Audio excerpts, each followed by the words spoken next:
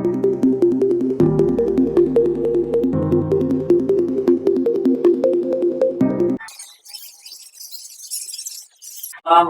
warahmatullahi wabarakatuh.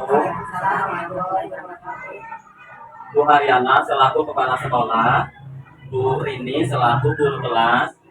Hari ini saya meminta izin kepada Ibu untuk melaksanakan P5 kepada siswa. Tema gaya hidup berkelanjutan, topik pengolahan sampah, botol plastik bekas menjadi pot bunga dan tempat pensil dengan proyek profil daur ulang sampah plastik. Jadi untuk kegiatan tersebut yang bertujuan untuk mengurangi sampah-sampah plastik di lingkungan sekolah kita. Yang baik Ibu. Terus ya, saya terima tugas Pak Ucu Ya, Bu. untuk melaksanakan proyek P5 yaitu lomba karya yang akan dilaksanakan pada hari ini kan. Ya, Bu. Nah, semuanya sudah dipersiapkan Pak Ucu Bu. dan Pak Ucu sudah berkolaborasi dengan guru kelas. Sudah, Bu. Semuanya harus dipersiapkan semuanya karena itu sangat penting. Langkah-langkahnya semua juga harus dipersiapkan sebaik-baik mungkin agar terlaksana dengan baik. Ibu, terima kasih kepada Ibu kepala sekolah, dan saya juga mau minta izin kepada Ibu supaya bisa berkolaboratif dengan Ibu kelas tersebut. Bagi Ibu kelas bersedia untuk kolaboratif? Saya bersedia untuk berkolaboratif membantu kegiatan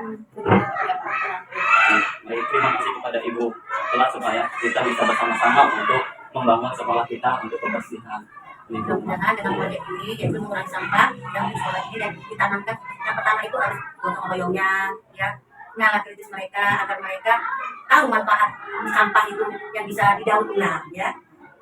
Baik, terima kasih kepada Ibu kepala sekolah yang sudah mengizinkan lebih dan kurang. Saya mohon maaf kepada Allah. Mohon ampun. Wabillahi taufiq wal hidayah. Wassalamualaikum warahmatullahi wabarakatuh. Assalamualaikum warahmatullahi wabarakatuh.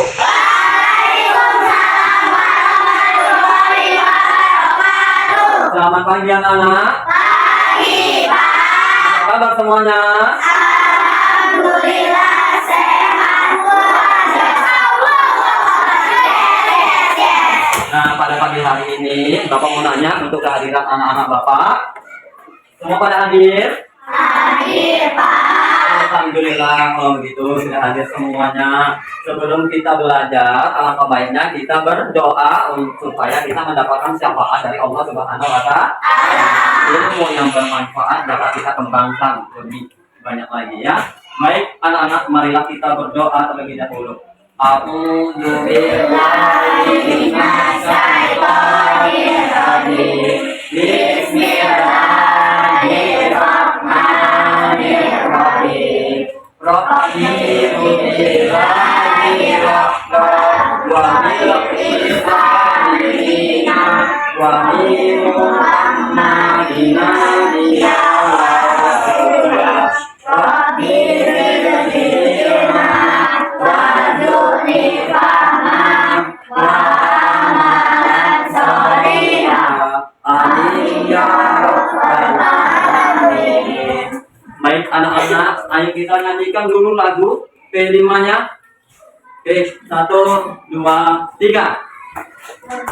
Bila beriman dan Bertakwa pada Tuhan yang Esa dan berakhlak mulia, berkebinekaan global, gotong royong mandiri, kreatif dan bernalar kritis. kita pertama dulu semua. Baik anak-anak, sebelum kita lanjut, yaitu tentang Tepu P5. Tepu P5. Proyek pembuatan profil pelajaran Pancasila. Oke, siap? Baik, ini pertanyaan. Anak manfaat dari P5 ini adalah anak-anak harus saling bertoleransi kepada agama satu dengan agama yang lain. Contohnya kita di proyek ini kita harus aktif sebagai proyek Pancasila. Jadi kita ini di dalam proyek ini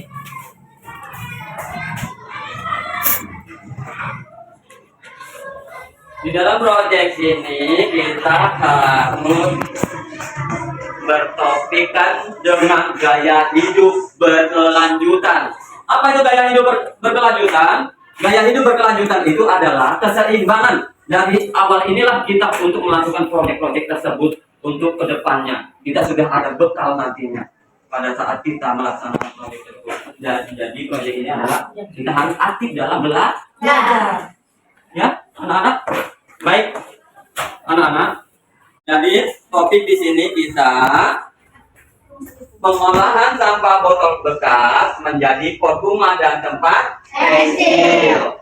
Jadi anak bapak, kita harus mengetahui dulu apa itu sampah. Coba siapa yang tahu pengertian dari sampah? Oke, baik. Anak bapak, jelasin sampah. Iya, baik, benar. Kasih tepuk tangan untuk jadi sampah itu adalah suatu benda yang tidak digunakan lagi oleh manusia. Jadi artinya tidak bermanfaat lagi, makanya kita buang, itulah sampah. Jadi tujuan pelajaran kita hari ini adalah peserta didik mampu memahami gaya hidup berkelanjutan khususnya dalam pengolahan sampah botol plastik bekas. Nah, penjelasannya anak bapak mau nanya kepada anak-anak, dampak apa yang terjadi jika sampah plastik itu berada banyak di kalangan kita? Apa yang terjadi? Iya, Riki. Anunya terjadi banjir. Iya, jadi kasih tepuk tangan untuk Riki. Iya, baik. Jadi anak-anak, apabila banyak sampah plastik maka akan terjadilah suatu bencana. Kenapa? Kita nggak menjaga lingkungan.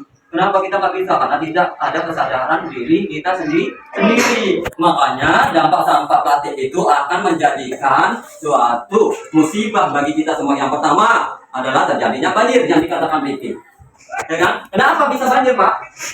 Jadi banjir itu disebabkan oleh banyaknya sampah sehingga pare-pare tersumbat. Nah, yang kedua, perkara apa lagi musibah yang terjadi? Yang kedua, banyaknya nyamuk-nyamuk yang mengakibatkan demam berdarah. Nah, anak-anak bapak sekarang kita masuk kepada pelajaran tentang jenis-jenis sampah. Ya, jenis-jenis sampah. Jadi jenis sampah itu ada berapa? Ada dua. Yang pertama itu sampah organik dan sampah non-organik namanya. Ya, jadi sampah organik adalah sampah dihasilkan dari makhluk hidup dan dapat diuraikan di tanah. Misalnya daun kering, kulit pisang, cangkang telur, dan juga kotoran-kotoran hewan dan lain sebagainya. Jadi sampah ini adalah sampah yang bisa diuraikan menjadi suatu pupuk. Pupuk apa? Pupuk kompos. Ya, diolah menjadi pupuk kompos. Sedang sampah yang non-organik adalah sampah dihasilkan dari bahan yang bukan dari makhluk hidup dan sulit diuraikan oleh tanah. Misal plastik, botol minuman, botol kaca.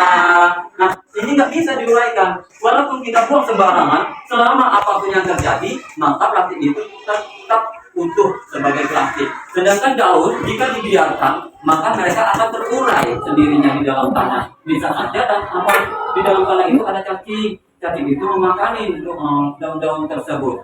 Ya, anak-anak. Jadi anak-anak sudah membedakan jenis sampah. Yang pertama sampah apa? Organik. Yang kedua organik. Sampah organik dapat diuraikan, sedang non organik tidak bisa diuraikan. Iya, baik anak-anak. Cara pengolahan sampah organik dapat menjadi pupuk kompos contohnya, ya kan? Pertama sampah dikumpulkan, setelah itu sampah dijadikan satu, lalu dicampur dengan bahan-bahan lainnya, lalu dihaluskan menjadilah pupuk kompos yang subur untuk tanaman-tanaman seperti bunga yang di kalangan depan sekolah kita. Begitu di buah-buahan yang di depan sekolah kita. Itu kenapa subur? Karena diberikan pupuk kompos. Cara pengolahan sampah non-organik dapat didaur ulang menjadi kerajinan, misal tempat pensil dan botol dari botol bekas, ya kan? Makanya kita hari ini bertopikan pengolahan sampah botol plastik bekas menjadi pot bunga dan tempat pensil. Jadi nanti kita praktek masalah membuat suatu keterampilan dari botol-botol plastik. Nah, coba anak bapak sekarang carilah informasi mengenai botol-botol plastik tersebut. Coba. Plastik dengan sampah daun. Silakan. Ya. Ya. Mana yang ini? Mana yang sampah daun? Coba yang daun dulu. Yang sampah. Pisahkan. Dah. Yang sampah plastik masukkan di tempat sampah cepat. Yang sampah plastik masukkan ke tempat sampah. Yang daun mana tempat sampahnya? Yang daun. Sekarang coba kumpulkan botol-botol plastik yang dapat dari limbah sampah tersebut. Silakan maju ke depan.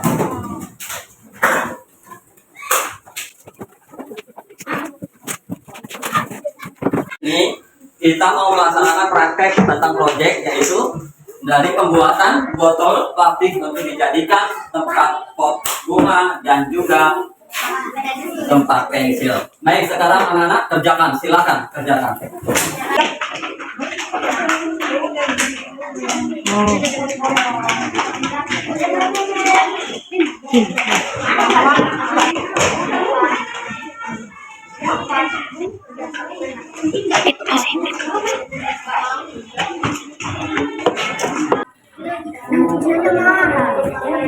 Belum ada bilang Pak. Oh ya.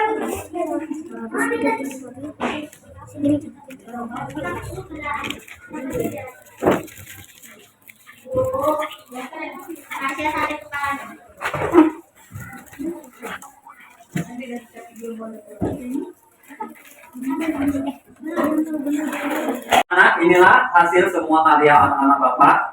Kotak tempat pensil dan juga pot bunga atau pot bunga yang kalian buat. Nah, sekarang kami berdua sudah menilai satu sama lain. Pastinya ada yang terbaik dan ada juga yang baik. Nah, sekarang kita nilai dari ibu kelasnya. Ya, dari kelompok bunga dia menarik karena dia memakai bekas yaitu seropong bekas apel ya.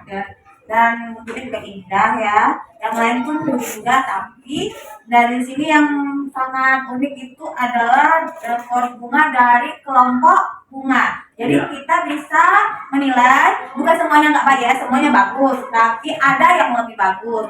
Jadi kita bisa menilai semua di sini semua yang paling unggul dari 3 kelompok, yaitu kelompok bunga, kelompok nanti dan kelompok daun. Yang paling unggul yaitu kelompok bunga. Kasih tepuk tangan semuanya. Jadi Bapak sarankan kepada anak-anak semuanya, kita sekarang kan sudah bisa memulai belajar atau mendaur ulang sampah dengan botol plastik sebagai tempat pensil dan lain sebagainya. Jadi anak Bapak jangan lupa untuk berpikir. Jadi ini bisa kita gunakan keseharian kita di sekolah maupun pot bunga ini di rumah sebagai pajangan bunga kita, yang hasil karya-karya kita boleh kita simpan. Jadi jangan membeli lagi. Selagi kita masih bisa membuat suatu karya, maka anak-anak semuanya harus sekarang jangan lagi beli. Kita bisa mengambil barang dari bekas dari rumah, kita bawa ke sekolah, kita buat suatu kreasi di sekolah dengan dibimbing oleh guru, kan bagus kan? Jadi anak Bapak dari sekarang itu mulai belajar. Sama LKPD-nya, sebutkan alat dan bahan yang digunakan untuk membuat pot dan tempat pensil dari sampah botol plastik. Silakan kerjakan yang pertama.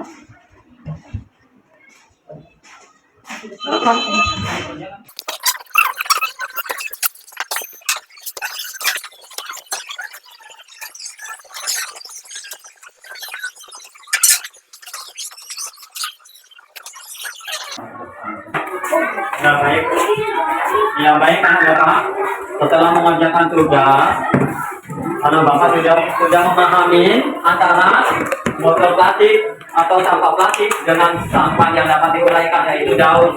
Sudah paham anak Bapak untuk membedakan sampah? Sudah. Kalau jadi sampai di sini saja Bapak ucapkan Assalamualaikum warahmatullahi wabarakatuh.